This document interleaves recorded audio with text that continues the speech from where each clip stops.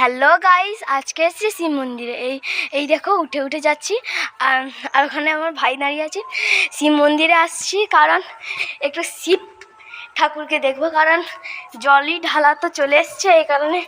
এই দেখো শিব মন্দির, এই দেখো এই শিব মন্দির।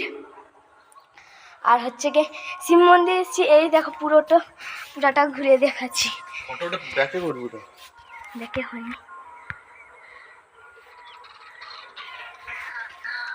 এই দেখো পুরোটা হচ্ছে গিয়ে শিব মন্দিরের চারধার। এইখানে কত সুন্দর দেখাচ্ছে এগুলো। এইটা হচ্ছে গিয়ে আমি এখানে ড্যান্স করছি। ওই দেখো আমার ভাই ড্যান্স করছে। আর এই সিঁড়ি দিয়ে আসা মানে যখন পুজো হয় তখন আসে। এখন তো গেট বন্ধ, পুজো হয়নি।